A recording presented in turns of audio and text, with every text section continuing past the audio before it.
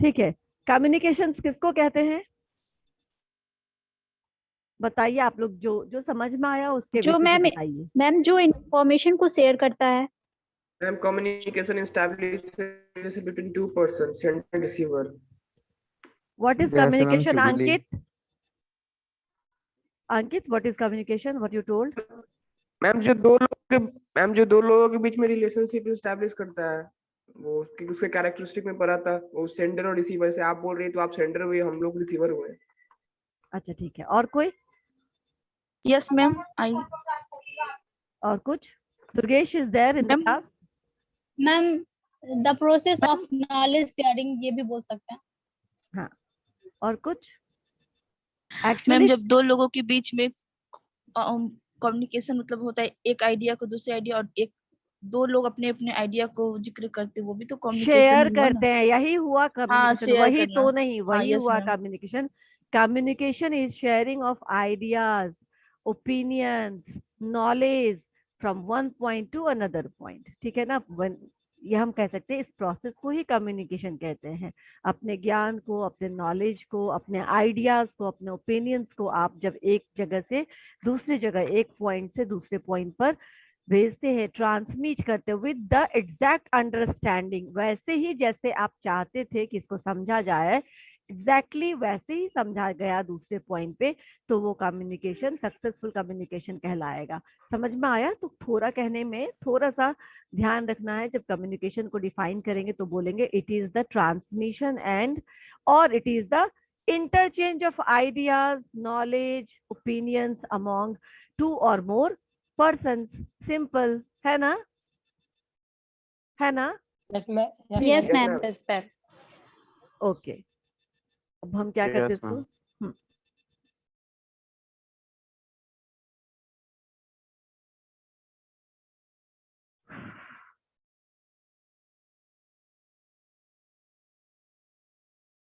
एक मिनट, ये मैंने आपको भेजा नहीं है, एक्चुअली मुझे भेजना है लेकिन मोबाइल पे लिया नहीं अभी तक।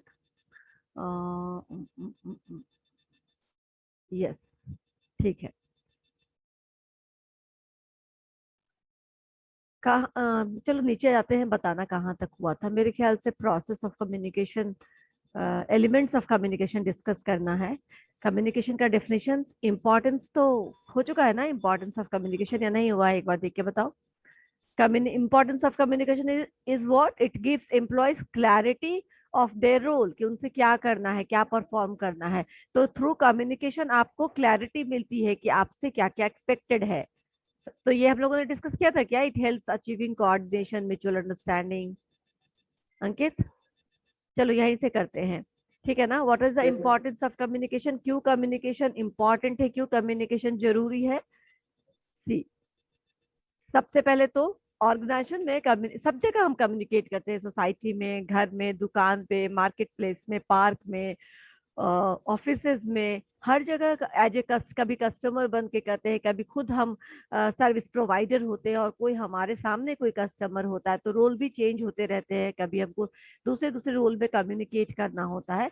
जब हम ऑर्गेनाइजेशंस की बात करेंगे कि ऑर्गेनाइजेशंस में कम्युनिकेशन क्यों जरूरत है, तो कभी भी टास्क को असाइन करने के लिए, टास्क को डेलीगेट करने के लिए क्या करना पड़ता है? क्या करना पड़ता है?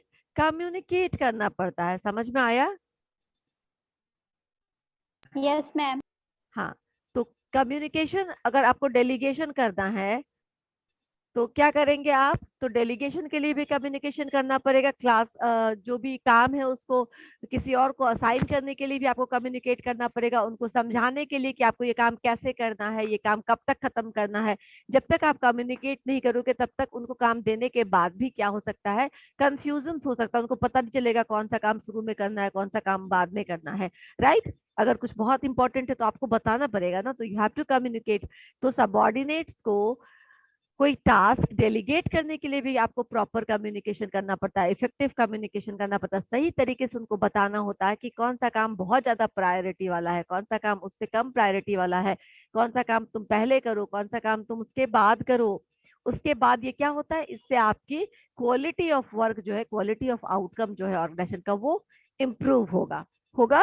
नाउ अभी देखो इसको हमने पॉइंट वाइज लिखा है, communication helps employees to understand their role clearly and perform it effectively. यानी कि आपसे क्या एक्सपेक्टेड है, ठीक है ना, आपसे अगर तुम कोई इवेंट कर रहे हो तो तुमसे क्या एक्सपेक्टेशन है कस्टमर को, ठीक है ना, वो कस्टमर क्लेरिफाई करेगा ना कि मुझे इस तरीके का यहाँ पे डिजाइन चाहिए, ये फ्लावर डेकोरेशन चाहिए, यहाँ पे खाली जगह चाहिए, यहाँ पे मुझे स्टेज चाहिए, वो आपको क्लेरिफाई करता है ना।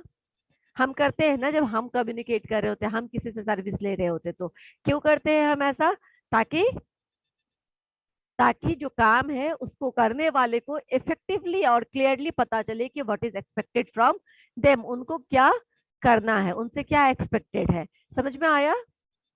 Yes ma'am. समझ में Yes, आया ma'am. First point? Now it helps in Yes, achieving ma'am. it helps in achieving coordination and mutual understanding, which in turn leads to industrial harmony and increased productivity। यानी कि communication से क्या होता है, coordination बढ़ता है, मेरा काम क्या है, आपका काम क्या है, आपका काम कहाँ तक पहुंचा है, उसके आगे मुझे कैरी ऑन करना है, मुझे लेकर के जाना है।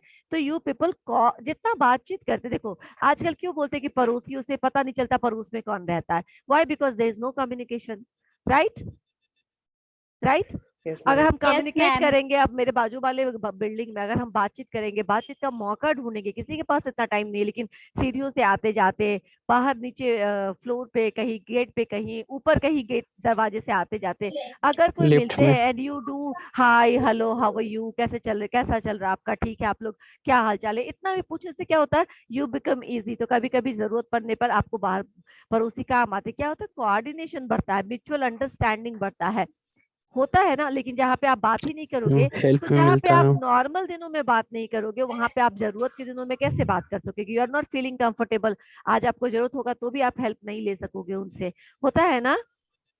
Yes ma'am. आपको खुद अच्छा Yes, नहीं ma'am. लगेगा, क्योंकि बाकी तो कभी बात किया नहीं, यस कभी मैम। विश किया नहीं, कभी उनको एक स्माइल एक्सचेंज किया नहीं। तो ये क्या है, कम्युनिकेट करने से, बातचीत करने से, ऑर्गेनाइजेशन में भी जब सीनियर जूनियर्स आपस में बातचीत करते हैं, कुछ तो फॉर्मल रिलेशनशिप के कारण बात करते हैं, ऑर्डर्स देना, इंस्ट्रक्शंस देना, उनसे काम कर देना, और कुछ इनफॉर्मल बातें भी होती है। इससे क्या होता है, आपस की जो अंडरस्टैंडिंग है वो बेहतर होती है, कोऑर्डिनेशन बढ़ता है, कोऑपरेशन बढ़ता है, एक आदमी आपके लिए खड़ा होने के लिए, आपके लिए काम करने के लिए तैयार होता है, ठीक है ना, आपके साथ रुकने के लिए, even if is done on 6 o'clock और आपको अभी आधे घंटे का और काम बचा है, ठीक है, विल वेट फॉर यू कि चलो साथ में चलेंगे, why, because there is coordination. वो आपको बोलेगा कुछ काम दे दो, मैं ये सब कर देता हूँ, मैं तुम बाकी का काम कर लो, हम लोग ऐसा करते हैं, राइट।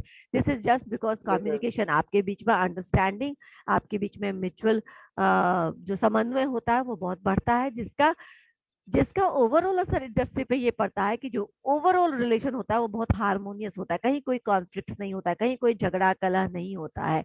और इससे क्या होता है, फाइनल जब झगड़ा नहीं होगा तो झगड़ा को सुलझाने का जो टाइम वेस्ट होता था वो भी नहीं होगा, है यस कोई मैम। प्रॉब्लम Yes, नहीं ma'am. होगा, आप आसानी से अपने काम को क्रिएटिवली, पॉजिटिवली, प्रोडक्टिविटी को इम्प्रूव कर सकते हो। समझ में आया? Yes ma'am. Yes, ma'am. ठीक है, नेक्स्ट पॉइंट क्या है, नेक्स्ट क्या है, पढ़ो जरा।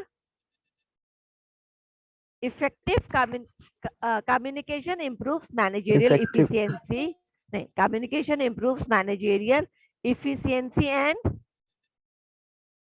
Ensure cooperation among the staff. Ensures cooperation among the staff. मतलब क्या है, कम्युनिकेशन से क्या होता है, मैनेजरियल इफिशियंसी भी बढ़ती है। हाँ, वो मैनेजर जो बिल्कुल अपने केबिन में बैठा हुआ है, फाइल बढ़ाता है, उसको बुलाओ, फाइल दो, काम करो, चला, फिर अपने रूम में बैठ गया, तो क्या होगा, वैसे मैनेजर से आप खुल के बात नहीं कर सकेंगे। अगर उस फाइल में कुछ प्रॉब्लम है तो उस प्रॉब्लम को डिस्कस करने में भी आपको प्रॉब्लम होगा कि ये तो अपनी तरफ से बात करना नहीं चाहते, हमेशा टालते हैं, हमेशा काम दे करके बाहर बोल देते कि चलो करके दिखा दो, और तो कुछ करते नहीं है।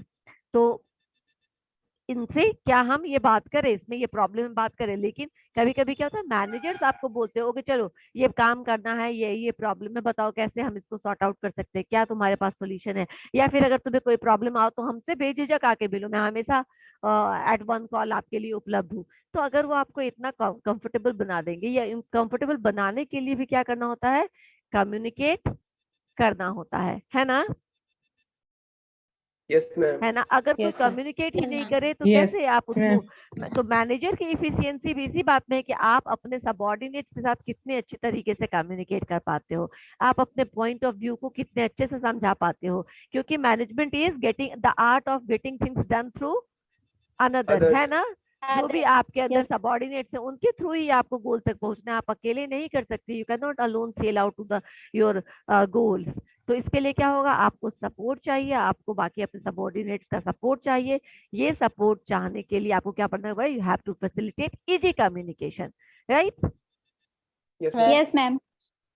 Next, effective communication helps in molding attitudes and building up employees' morale. अच्छा, इफेक्टिव कम्युनिकेशन से क्या होता है, अगर आप अच्छे से कम्युनिकेट करोगे, कभी किसी कहानी के थ्रू, कभी किसी एग्जाम्पल्स के थ्रू, कभी किसी दूसरे तरीके के डेमोन्स्ट्रेशंस के थ्रू, तो क्या होगा, ये आपके एम्प्लॉयज के एटीट्यूड को मोल्ड करने में, मोल्ड यानी चेंज करने में, कभी कभी कोई एम्प्लॉयज बहुत अक्खर होता है, बहुत बात नहीं करना चाहता, बहुत कटा कटा सा रहता है, या फिर वो बहुत हार्ड डिफिकल्ट टू हैंडल होता है, काम करने में बहुत अच्छा है, उसमें कोई प्रॉब्लम नहीं, स्किलफुल है, काम भी अच्छे से करता है, लेकिन कम्युनिकेट करना नहीं जानता, ठीक है, उसको किसी से बातचीत करने का अभी इंटरपर्सनल स्किल जो कहोगे वो बहुत ज्यादा डेवलप नहीं है, निगेटिविटी है उसके एटीट्यूड में। इस निगेटिव एटीट्यूड को कैसे सॉर्ट आउट किया जा सकता है, कम्युनिकेट करके, बातचीत करके, उनको बता करके कि आपके इस निगेटिव एटीट्यूड का आपको क्या क्या नुकसान है और ऑर्गेनाइजेशन के बाकी जगहों को क्या क्या नुकसान है। थोड़ा थोड़ा धीरे धीरे करके हम अगर रेगुलर उनसे ये बातचीत करते रहे तो धीरे धीरे उनके एटीट्यूड में चेंजेस होगा। जस्ट लाइक कोई भी बच्चे, किसी भी फैमिली में कभी कभी बच्चे एरोगेंट हो जाते हैं, जिद्दी हो जाते हैं, या फिर नहीं समझते, अपनी मनमानी करते हैं, या फिर यूं समझ लो कि बिगड़ जाते हैं। तो क्या वैसे बच्चों के साथ अगर हम कम्युनिकेट ना करें, उनको एकदम नकारा मान के एकदम छोड़ दे, बोले जो जो करना है करो, हमको तुमसे कोई मतलब नहीं है, तो क्या होगा, वो बच्चा क्या अच्छा हो जाएगा, और बिगड़ 2 साल के बाद No, और ma'am. बिगड़ जाएगा, बुरा हो जाएगा. बिल्कुल, और भी उस Yes, पर ma'am. निगेटिव असर पड़ेगा। तो क्या होता है कि बिगड़ जाएगा धीरे मैम। धीरे किसी किसी इफेक्टिव स्टोरीज के थ्रू, किसी किसी एग्जाम्पल्स के थ्रू, थोड़ा थोड़ा बात करने से, थोड़ा थोड़ा समझाने से चांसेस है कि उसके जो स्वभाव है, उसका जो एटीट्यूड है, उसमें क्या हो सकता है, उसमें थोड़ा सा बदलाव हो सकता है। मोल्डिंग मतलब क्या होता है, चेंजिंग, है ना, दूसरे शेप में आप उसको ढाल सकते हैं, चेंज कर सकते हैं। तो इसमें क्या इफेक्टिव कम्युनिकेशन, अगर कोई अच्छा देखते हो कोई कोई वक्ता, जो अच्छा वक्ता होता है वो अच्छे को बुरा बना देता है और बुरे को अच्छा बना, जैसे ओसामा बिन लादेन ने ब्रेन वॉश करके पाकिस्तान में और अफगानिस्तान में कितने सारे लोगों को जिहादी बना दिया, जिसको वो लोग जिहादी बोलते हैं, है ना। सब कम्युनिकेशन का कमाल है, Yes, ma'am. ठीक है ना। ये सारा कमाल किसका, इफेक्टिव कम्युनिकेशन का है। आप उनके सामने प्रूफ कर दीजिए कि आपके साथ सदियों से गलत होता आया है and it's time to take revenge. धीरे धीरे धीरे धीरे उनके दिमाग में, अच्छे लोगों के दिमाग में, पढ़े लिखे लोगों के दिमाग में ये चीज सेट कर जाएगा, क्योंकि आपकी बातों में इतना वजन होता है, आप अपने वजन बातों को इतना ज्यादा सपोर्ट करते हैं, इतना ज्यादा एग्जाम्पल्स देते हैं, इतनी ज्यादा स्टोरीज सुनाते हैं कि लोग आपसे प्रभावित हो जाते हैं। उसी तरह महात्मा बुद्ध, पहले क्या अंगुली माल डाकू की तुम लोगों ने सुनी होगी ना स्टोरी, सुनी है अंगुली Yes, माल ma'am. डाकू जो की उंगली स्टोरी, काट बिल्कुल जो, उंगली जो अच्छा अच्छा ठीक है। एक छोटा सा स्टोरी है, चलो अभी नहीं सुनाती, मैं बाद में सुनाऊंगी कभी, ठीक है ना। मैम सुना दीजिए। अच्छा ठीक है, सुनाती हूँ। अभी एक अंगुली माल डाकू था, ठीक है ना, वो जंगलों में रहता था, राइट। तो और वो बहुत बदमाश था, बहुत शैतान था, लेकिन अपने फैमिली को चलाने के लिए, अपने घर को चलाने के लिए, अपने आप को जो भी उसकी जरूरत थी उसको पूरा करने के लिए वो करता क्या था कि उस जंगल में जितने भी यात्री आते थे उनको, उनका लूटपाट करता था, ठीक है ना, उनका लूटपाट करता था, जो भी उनके पास धन रहता था वो सब लूट लेता था, वही उसकी कमाई होती थी। और ये देखने के लिए कि मैंने कितने लोगों को आज तक लूटा है या मारा है, वो क्या करता था, उनकी एक उंगली काट लेता था और उस उंगली को अपने गले में एक माला पहनता था जिसमें ऐड करते जाता था, ठीक है। यही उसकी स्टोरी थी। एक तरफ उधर से एक यस मैम, महात्मा स्टोरी। जा रहे थे, हाँ, एक तरफ एक बार बहुत दिनों के बाद वो ऐसा ही करता रहा, एक महात्मा जा रहे थे, शायद वो महात्मा बुद्ध ही थे, तो उनके पास आ गया वो उंगली माल और उनसे बोला कि आपको लूट लूंगा। तो बोले मेरे पास तो कुछ भी नहीं है, तुम क्या लूट सकोगे मेरा, तुम कुछ नहीं लूट पाओगे, ले लो तुम्हें जो भी लेना है, मेरे पास तो कुछ नहीं है, क्योंकि वो तो खुद ही भिक्षुक थे, वो लोग खुद धन नहीं इकट्ठा करते थे कभी। तो बोले लेकिन ये तुम कर क्यों रहे हो? तो बोला अपने परिवार वालों के लिए, उनको उनका पेट भरने के लिए, उनका इच्छा पूरा करने के लिए, जो भी उनकी जरूरत है वो करने के लिए, और मुझे ये अच्छा लगता है करने में। ये सब करके मैं आसानी से पैसा कमा सकता हूँ, इसलिए मैं ऐसा करता हूँ। तो बोले ठीक है, एक तो मैं जानते हो तुम्हें कितना पाप लगेगा, इसका सारे पाप का तुमको। तो बोले क्या होगा? तो ये तो पाप सबको लगेगा, अगर मैं कोई पाप करके कुछ धन अर्जित करता हूँ और सब लोग उसमें बराबर के हिस्सेदार है। तो बोले अच्छा तुम्हें ऐसा लगता है तो तुम घर जाओ, मैं यहीं रुकूंगा, मैं तुमसे नहीं डरता, ठीक है ना, मैं यही तुम्हारा इंतजार करूंगा, तुम घर जाओ और पूछो अपने घर में सारे लोगों से कि क्या वो तुम्हारे जैसे तुम्हारे धन में हिस्सेदारी है उनकी, वैसे क्या वो तुम्हारे पाप में हिस्सेदारी करेंगे? तो वो घर जाता है, घर में अपने बीबी से पूछता, तो बीबी बोलता नहीं नहीं, तुम्हारा काम है घर घर चलाना, घर के लिए खर्चे जुगाड़ करना, इसमें मैं क्यों तुम्हारे तुम कैसे कमाते हो ये तुम्हारा काम है, हम क्यों उसमें जो भागीदार बनेंगे? हम तो नहीं भागीदार बने, क्योंकि हम तुम्हें नहीं बोलते कि तुम जाओगे लूटपाट करो, तुम्हें जैसे मर्जी तुम वैसे कमा के लाओ, हम तो सिर्फ जो घर में आएगा उसी का बनाएंगे, उसी को सबको खिलाएंगे। तो उसकी बीबी ने मना कर दिया। फिर वो अपने बच्चों से बोला कि तुम लोग मेरा शेयर करोगे, मुझे बहुत सारा पाप लग रहा है, मैंने बहुत गलत काम किए तुम लोगों के लिए, तुम थोड़ा थोड़ा बांट लेना तो मुझे मेरे ऊपर कम हो जाएगा जो गुनाह है वो। तो उन लोगों ने भी बोला कि नहीं, हम क्यों करेंगे, आपने हमें पैदा किया है, आपने हमें जन्म दिया है, तो आपका काम है हमारी परवरिश करना, हम क्यों आपके गुनाह की हिस्सेदारी बनेंगे? तो फिर वो बेचारा बहुत दुखी होता है अपने परिवार से, फिर वो अपने मम्मी पापा के पास जाता है, बोलता है ये तो जरूर मेरी कुछ मदद करेंगे। अपने माँ से बोलता है कि माँ मैं बहुत गलत काम करता हूँ, बहुत लूट पाट करके तुम लोगों के लिए खाना लाता हूँ, दवाइयाँ लाता हूँ, तुम्हारी जरूरतों को पूरा करता हूँ, तुम मेरा थोड़ा सा पाप में भागीदारी ले लो ताकि मुझे कुछ कम सजा मिले जब मैं इस लोक से उस लोक जाऊं। वो बोलते हैं नहीं नहीं, हाँ मुझे क्या मतलब, हमने तो पूरी जिंदगी अच्छे से तुम्हें पाला पोसा, अब तुम्हारा काम है कि हमें बुढ़ापा में तुम हमें सहारा दो। तो माँ से भी ऐसी बात सुन के वो बहुत दुखी हुआ, वो अपने पिता के पास गया। पिता ने बोला मुझसे कुछ उम्मीद मत रखना, मैं तो पूरी जिंदगी पूजा पाठ करता आया हूँ, लोगों का भला चाहता रहा हूँ, तुम क्या करते हो नहीं करते उससे हमें नहीं मतलब, हम तो बस अपना जिंदगी जो बचा खुचा है उसको बसर कर रहे हैं, और अभी भी मैं परमात्मा में लीन हूँ। तो मैं तुम्हारे पाप का हिस्सेदारी बन करके अपने पुण्यों को नहीं धोना चाहता। तब वो फिर वापस बहुत दुखी हो गया, बहुत टूट गया, और वापस जंगल में गया, और जंगल में जाकर के वो साधु उसको यही वही खरा मिला। तो बोले क्या कि वो उनके पैर पे जाके गिर गया और बोला कि आज आपने मेरी आंखें खोल दी, मुझे जो लगता था कि ये मेरा परिवार है और जो भी कुछ करता हूँ उसमें मेरा साथ मुझे इनका साथ मिलेगा, ऐसा नहीं होता है। हाँ मैं जो भी कर रहा हूँ वो मुझे अकेले ही भुगतना पड़ेगा, क्योंकि संसार में क्या मेरे परिवार में ही किसी ने मेरे साथ उस सब पाप को शेयर करने के लिए तैयार नहीं हुए। तो दिस इज व्हाट कि एक साधु कैसे एक डाकू को फिर से साधु में बदल देता है। आप लोगों ने वाल्मीकि की कहानी सुनी होगी, आपने अंगुलीमाल की कहानी बताई, ऐसे बहुत सारी कहानियां हैं। This is why, this is because of effective communication. आपको इस तरीके से कम्युनिकेट किया गया, उस बात को इस तरीके से समझाया गया कि आपके समझ में एक बार में आ गया कि जो मैं गलत कर रहा हूँ इस गलत की पूरी जिम्मेदारी मेरी है, इसीलिए आज से ही क्या करो, गलत काम को छोड़ो और सही काम की तरफ बढ़ो। समझ में आ गया इफेक्टिव कम्युनिकेशन कितना इफेक्टिव होता है, और आपके Yes, ma'am. एटीट्यूड को ये कितना Yes, ज्यादा यस मैम। मोल्ड कर सकता है। ये कभी आपको शैतान बना सकता है तो कभी आपको देवता बना सकता है। वाल्मीकि को डाकू से रामायण जैसे एपिक लिखने के लिए, महाग्रंथ लिखने के लिए प्रेरित कर सकता है। आपके सामने कितने सारे एग्जाम्पल है। चलिए अब हम आगे बढ़ते हैं। जो नेक्स्ट है वो क्या है?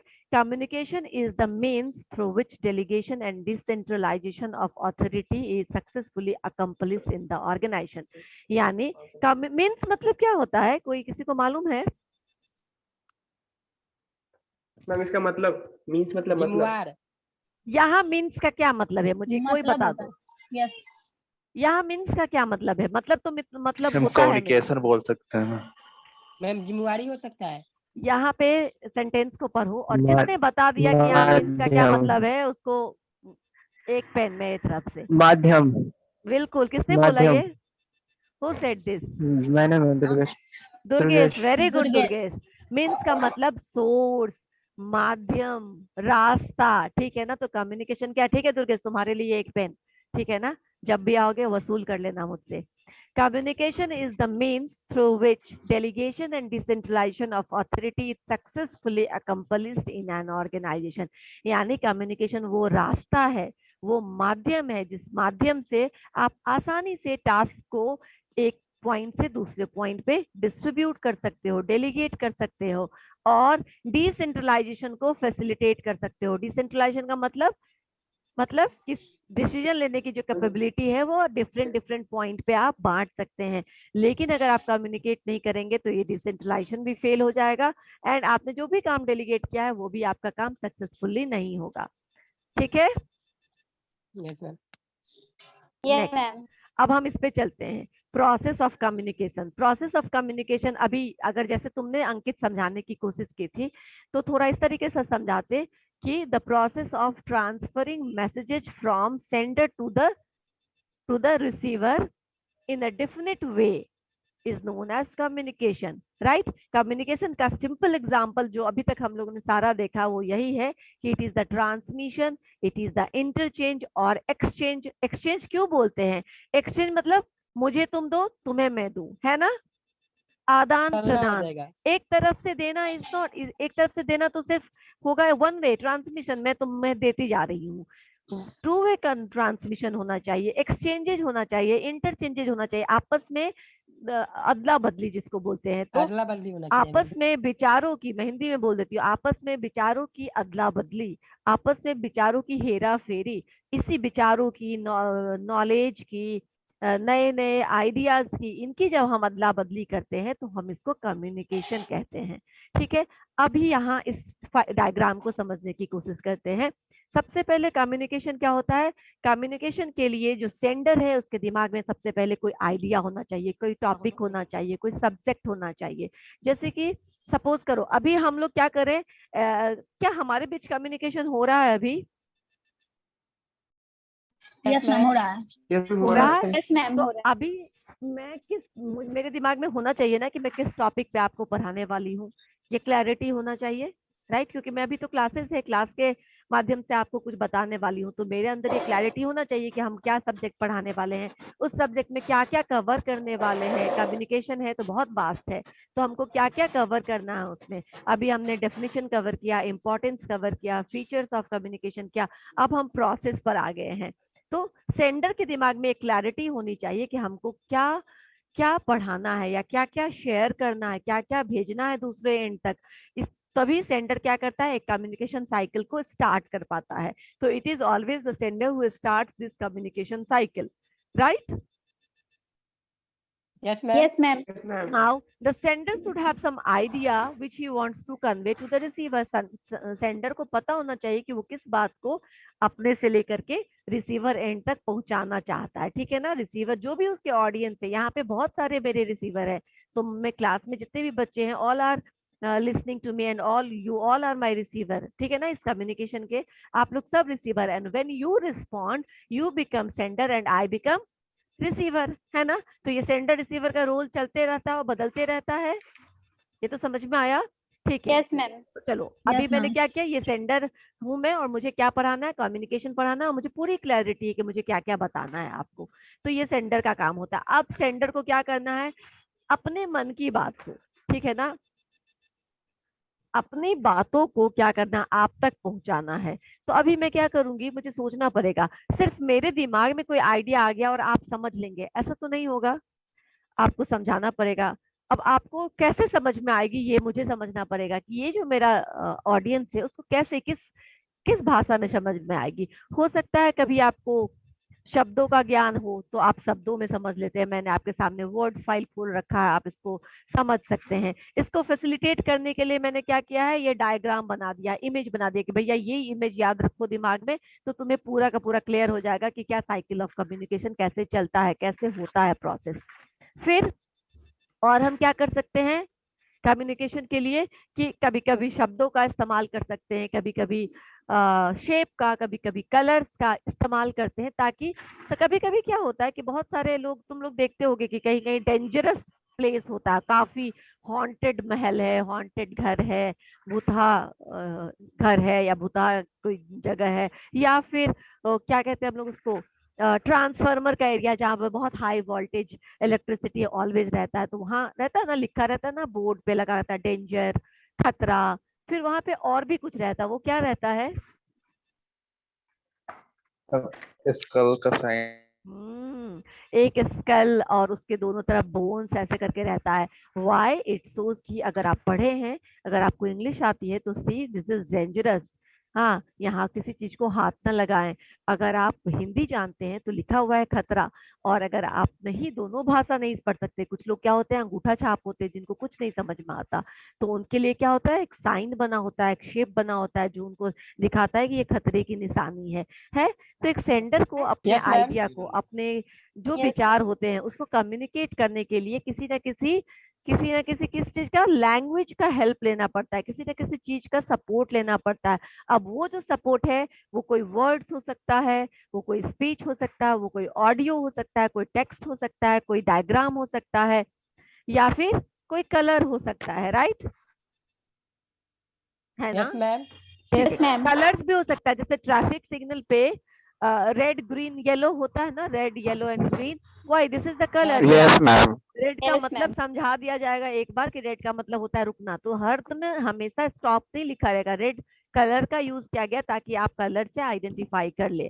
ठीक है ना? कई बार लाल खतरे की निशानी भी होती है ना विश्वजीत? वो खुद रेड पेन है। हाँ, इसीलिए मैंने उसी का नाम लिया है। तो मैंने क्या बोला अभी? तो ये आपको इनकोड करना होता है, यानी आपके जो कम्युनिकेशन है, आप जो कम्युनिकेट करना चाहते हैं वो आपको क्या करना होता है, इनकोड मतलब डालना होता है। कंप्यूटर में कहते हैं ना, कंप्यूटर साइंस में इनकोडिंग कर रहा हूँ, कोई लैंग्वेज प्रोग्रामिंग बना रहा हूँ तो उसको इनकोडिंग करते हैं, और उसका क्या था, उसको ओपन होते ही कोई ना कोई हमारा ऐप लॉन्च हो जाता है, कोई ना कोई सिस्टम ओपन हो जाता है। होता है ऐसा? होता है।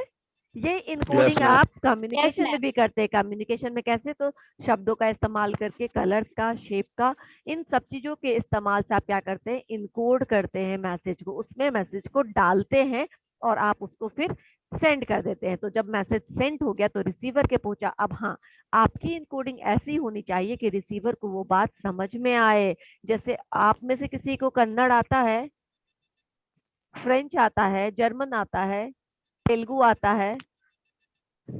नहीं ना? भोजपुरी आता है। No, ma'am. भोजपुरी आता है, स्पेनिश स्पेनिश आता है। चलो स्पेनिश तमिल आता मैम। है आपको, तमिल भी पंजाबी आता आता है। है। ओ दैट्स ग्रेट, मुझे नहीं आती। मैम भोजपुरी आता है। ठीक है, तो ये आता आप है लोगों पंजाबी को भी। कोई ऐसी, अच्छा ठीक है, चलो मलयालम तो किसी को नहीं आता ना, या वो भी आता है किसी ना किसी को? मैम No, जबान मैम। थोड़ा नहीं बहुत आता। आता है। तो जबान। अरे बाप रे, वो भी थोड़ा बहुत। चलो, तो अगर मैं नहीं यही आता चीज, है। अभी आप इंग्लिश पढ़ सकते हैं, हिंदी पढ़ सकते हैं, तो हिंदी इंग्लिश में रहेगा तो यू कैन डिकोड ना कि क्या मैसेज है, आप पढ़ के समझने की कोशिश कर सकते हो। लेकिन मैं मलयालम में लिख दूं कुछ ऐसा जिसको जरा सा भी नहीं आता, वो क्या होगा, उसके लिए क्या है, वो भैंस के आगे बीन बजाओ भैंस रहे पगुआरी। ठीक है ना? काला अक्षर भैंस बराबर। भैंस मेरे बराबर। लिए भैंस क्या हो जाता है, बराबर। मुझे अगर तुम रसियन में कुछ, चाइनीज में कुछ लिख दो तो मेरे लिए वो सेम चीजें हो जाएंगी। तो जब भी आप इनकोडिंग करते हैं अपने मैसेज को, तो क्या ऐसा करना चाहिए, वैसे लैंग्वेज में, वैसे शेप्स में जिसको आपका जो रिसीवर है वो डिकोड कर सके। ठीक है ना? जिसका वो मतलब निकाल सके या समझ सके। समझ में आया यहाँ तक? Yes ma'am. तो इनकोडिंग में क्या क्या चीज हो Yes, सकता है, ma'am. या तो आप लेटर लिख सकते हो, या टेक्स्ट लिख सकते हो, या इमोजीज बना करके दे सकते हो। ठीक है ना? आजकल तो इमोजीज का भी हेल्प लिया जाता है कि why, just to facilitate your understanding, और समझ लो कि मैं जो बोलना चाहता हूँ वो ये है। राइट? समझ में आया? पहले अटेंडेंस बना लेते हैं। Yes, ma'am. 1, Yes, ma'am. समझ में आ गया। अभी अटेंडेंस बना के मैं आगे बढ़ूंगी। 1 नहीं है, 2, 3, 4, शाबाश। 4 Present, ma'am. अंकित, 5, Yes. Yes, ma'am. Ma'am 5। Voice cut रहा है। मेरी आवाज कट रही है क्या? Yes, ma'am. अच्छा ठीक है, आप No, लोग mute ma'am. रखिए। आप लोग सुनिए, अगर मेरी आवाज कट रही तो एक लोग एक कोई भी अनम्यूट करके मुझे बता दो, लेकिन प्लीज अपने आप को अनम्यूट रखो, आगे पीछे से कोई बैकग्राउंड आवाज नहीं आनी चाहिए। 5, 6, present ma'am. 7, present ma'am. 8, yes ma'am. 9, yes ma'am. 10, yes ma'am. 11, 12, Yes, 13, ma'am. 12, Yes, ma'am. 13, Yes, ma'am. 14, 14, 15, 16, Yes, ma'am. 17, 18, 19, Present, 19, ma'am. 20, Present, ma'am. Present, 20, ma'am. 21, 20 present. 21, 22, 23, Yes, ma'am. 24, 17, ma'am. 17 पवन कुमार, हाँ हो गया। 24, 25, Present, ma'am. 26, Present, ma'am. 27, 28 हो गया। Yes, ma'am. Okay. Seema, is it your first class this month? Yes, Seema, ma'am. why? Okay. Ma'am तबीयत ठीक नहीं था, दांत में बहुत दर्द हो रहा था। ठीक है, अब आपके एग्जाम का टाइम आ गया, थोड़ा अपने स्वास्थ्य पे भी ध्यान रखिए और अपने पढ़ाई पे भी थोड़ा टाइम दीजिए सीमा, ठीक है ना? Yes, ma'am. क्योंकि मैं बहुत बार पढ़ाने के बाद Yes. प्रॉब्लम हो जाएगा। तो इनकोडिंग समझ में आया? इनकोडिंग क्या मैम हुआ? आपने जो इनकोडिंग क्या हुआ समझ में आया? Encoding ma'am. हुआ कि आप किस लैंग्वेज ma'am. में Yes, किस Yes, तरीके से ma'am. Yes, अपने ma'am. अपनी बातों को कहाँ भेजना चाहते हैं, आप अपने बातों को अपने टारगेट ऑडियंस को, जो भी आपका टारगेट ऑडियंस है, जो भी आपको सुनने वाला है, उसको कैसे आप समझाना चाहते हैं अपनी बात को। अगर वो हिंदी जानता है तो हिंदी भाषा में उसको समझाना है, इंग्लिश जानता है तो इंग्लिश में समझाना है, भोजपुरी जानता है तो भोजपुरी में समझाना है, अगर कुछ शेप बनाना है, कोई डायग्राम बना के बताना है तो डायग्राम बना के उसको समझा दीजिए कि आप क्या बोलना चाहते हैं। इस तरीके से क्या होता है, सेंडर अपने ओपिनियन को कन्वर्ट करता है किसी ना किसी लैंग्वेज में, वर्ड में, वर्बल में, नॉन वर्बल में। नॉन वर्बल जहाँ शब्दों का यूज नहीं होता, सीधा डायग्राम बना करके बता दिया आपको, जैसे कि ये, ठीक है ना, सीधा ये बता दिया और इसको एक्सप्लेन कर दिया, हो गया ये नॉन वर्बल। इसमें शब्दों का, इसमें भी शब्दों का इस्तेमाल है, राइट, यहाँ पे भी सब लिखे गए हैं, सेंडर, इनकोड, मैसेज, ये सब लिखा गया है। तो ऐसे चीज जहाँ पे शब्दों का नहीं यूज करके आप सिर्फ शेप या डायग्राम, जैसे आप लोगों ने देखा होगा पावर पॉइंट प्रेजेंटेशन में कई बार कोविड का कैसा, क्या इंटेंसिटी है, कितना रेट ऑफ स्प्रेड किस तरीके से बढ़ रहा है, घट रहा है, तो होता है ना, जनवरी में ये था, फरवरी में ये, मार्च में, तो उसके लिए एक चार्ट, पाई डायग्राम या फिर ग्राफ, ये सब बना करके बता दिया जाता है, जिसमें शब्द नहीं होते Yes, हैं, सिर्फ ma'am. क्या होते हैं, डायग्राम होता है, और आपको डायग्राम के थ्रू पता चल जाता है। ये सब तरीका है इनकोड करने का। और इसको कौन बोल रहा है? विश्वजीत, आपके यहाँ कोई बोल रहा है तो बोलिए, नहीं बोलने के लिए, ठीक है ना? ठीक है। तो Okay, आप, ma'am. हाँ, तो यहाँ पे क्या हुआ, इनकोडिंग आपने समझ गया, आप you encoded the message and you send the message. ये रिटन भी हो सकता है, ये ओरल भी हो सकता है। अब क्या है, डिस्पैच एंड रिसेप्शन। अब आपने क्या किया, अपने मैसेज को लिख दिया और अब क्या किया, सेंड, ठीक है ना, लेटर लिखा तो letter dropped in the post box, तो ड्रॉप हो गया, ईमेल टेक्स्ट करके उनको भेज दिया। जो कोई बड़ी बड़ी होर्डिंग्स होती है, वो अपनी कंपनी का प्रचार करना चाहती है तो वो भी कम्युनिकेट करती है, एक बड़ा बड़ा सा होर्डिंग्स लगा के, बिल बोर्ड लगा करके वो जगह जगह रास्ते पे, ऊंचे ऊंचे जगहों पे लगा देती है, ताकि वो भी आपको कम्युनिकेट कर सके कि हम इस चीज का बिजनेस करते हैं। तो क्या हुआ, ये डिस्पैच ऑफ कम्युनिकेशन हो गया। जैसे ही आपने चिट्ठी लिखी, लेटर लिखी, सेंड कर दिया, मैंने ये नोट्स आपके लिए बनाया और आपको आपके ग्रुप पे शेयर कर दिया, तो डिस्पैच किया अपना मैसेज आपको। और अब आपने क्या किया, उसको पढ़ा, उसको प्रिंट निकाला, उसको पढ़ा, उसको समझने की कोशिश की, कहीं कुछ नहीं समझ में आया तो वापस से मुझे पूछा, आपने क्वेश्चंस लिखा व्हाट्सएप पे या क्लास में पूछा और फिर मैंने उसको रिप्लाई किया। तो ये हो गया डिस्पैच एंड रिसेप्शन, हमने आपको भेजा और आपको रिसीव हो गया। आजकल बहुत सारे माध्यम है इस कम्युनिकेशन को रिसीव करने का और भेजने का। जैसे पहले टेलीफोन में सिर्फ मैसेज ही था, अब कितना कुछ है, व्हाट्सएप है, फेसबुक है, इंस्टाग्राम है, इसके अलावा आपका सिग्नल है, स्नैपचैट है, कितना कुछ है जिसके माध्यम से आप भेज सकते हैं और रिसीव कर सकते हैं, राइट। Email Yes, ma'am. है, तो बहुत फास्ट हो Yes, गया है। ma'am. पहले जमाने में ये जो ट्रांसमिशन और डिस्पैच था, आप लोगों को सुना ना, कबूतर लेकर के जाता था चिट्ठी, है ना, एक कबूतर को ट्रेंड किया जाता था और उसको दे दिया जाता है जाके यहाँ पे पहुंचा दो, और कबूतर के भरोसे हम रहते थे कि वो पता नहीं पहुंचाएगा कि नहीं पहुंचाएगा, राइट। तो वो जमाना अब खत्म हो गया। अब हम क्या होता है, अब हमको श्योर शर्ट होता है कि दो दो टिक हो गया, ब्लू टिक हो गया, दैट मीन्स कि सेंट, राइट। हमको इतना इतना फास्ट होता है कि पहुंच भी गया और उसने देख भी लिया। अब उसकी मर्जी, वो उसको समझे ना समझे, now up to them. Reply ये दे क्या, या ना दे। हाँ दे, ना दे। दे ना दे। भाव तो जब खाती है तक, ना। मैम यस भाव होता तो व्हाट आई वांटेड टू से कि जब तक आपने आपने भेज दिया, अब क्या है, अभी भी कम्युनिकेशन पूरा नहीं हुआ unless until you get the feedback. ठीक है ना। उस मैसेज को डिकोड किया जाता है। डिकोड कौन करेगा? इनकोड करता है हमेशा सेंडर, और डिकोड कौन करता है? रिसीवर।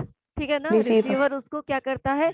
डिकोड करता है, उसको समझने की कोशिश करता है। तो अगर आपने उनके लैंग्वेज में, उनको समझाने वाले लैंग्वेज में, जो जिस भाषा में उनको समझ में आता है, जिस तरीके से उनको समझ में आएगा, आप अगर उनको करके भेजेंगे तो उनको क्या होगा, समझने में आसानी रहेगी। वो जल्दी से आपको फीडबैक दे सकते हैं, डिकोड करके मैसेज पढ़ सकते हैं वो, राइट। और अगर उनको समझ में नहीं आएगा तो क्या करेंगे? पहले जमाने में क्या होता था, कुछ लोग पढ़े लिखे नहीं होते थे, तो जो गांव में सबसे पढ़े लिखे लोग होते थे उनके पास लेकर जाते थे कि बेटे ने ये चिट्ठी लिखी है, घर से किसी के यहाँ से ये चिट्ठी आई है, पढ़ के सुनाइए कि क्या लिखा है, होता है ना। तो anyhow they get the message, they decode the language, they decode the things which is written there, उसको समझने की कोशिश करते हैं और उसको समझने के बाद आपको फीडबैक देते हैं, आपको रिस्पॉन्स देते हैं। They communicate back to you. Feedback again includes the process of, अब फीडबैक देने में अगेन आप, इस समय क्या हो गया, फीडबैक देते समय अब वही साइकिल उल्टा हो गया, रिवर्स हो गया। अब आप सेंडर बन गए, अब आप मैसेज इनकोड कर रहे हैं। अभी मैंने किया, अब आप उसको क्या कर रहे हैं, इनकोड कर रहे हैं। अब आप सेंड कर रहे हैं और मैसेज भेज रहे हैं, और अब मैं रिसीव कर रही हूँ, मैं उसको डिकोडिंग कर रही हूँ, और मैं अपना मतलब समझ रही हूँ, या समझ गई मैं कि आपने क्या इस मैसेज को उसी सेंस में समझा या फिर उस सेंस में नहीं समझा जिस सेंस में मैंने आपको भेजा था। अगर कोई मिसअंडरस्टैंडिंग है, अगर कोई समझ में चूक रह गई हो, चूक हो गई हो, तो अब क्या करेंगे, उसको क्लैरिफाई करेंगे। और अगर ये बातें समझ में आ गई तो फिर हो गया, बात खत्म, आपका सक्सेसफुल हो गया कम्युनिकेशन। समझ में आया? Yes yes ma'am. तो ये प्रोसेस ऑफ ma'am. कम्युनिकेशन खत्म हो गया। टाइप्स ऑफ कम्युनिकेशन हम लोग नेक्स्ट क्लास में पढ़ेंगे, ठीक है। Yes, अच्छा, ma'am. और मैं Thank you, ma'am. मैं Okay, तुम लोगों ma'am. को ये नोट्स भेज देती हूँ। ये एक्चुअली है Thank you, daily ma'am. Direction का नोट्स, लेकिन आप लोग ऊपर में कुछ नहीं पढ़िएगा, नीचे आपका सबसे नीचे कम्युनिकेशन ही है, ठीक है। Thank you ma'am. लोग को डायरेक्शन नहीं पढ़ना है। क्या? Thank you ma'am. Thank you, ma'am. Directing अरे है। अरे चुप Direction हो नहीं ना। पढ़ना है। कोई कुछ बोल रहा था? मैम डायरेक्शन नहीं पढ़ना है हम लोग को। नहीं, आप लोग को डायरेक्शन नहीं पढ़ना है। डायरेक्टिंग के नीचे, डायरेक्टिंग का 4 पिलर्स हैं। क्या क्या मैंने बताया था? डायरेक्शन है motivation, supervision, leadership Motivation, and supervision, communication. leadership, तो communication.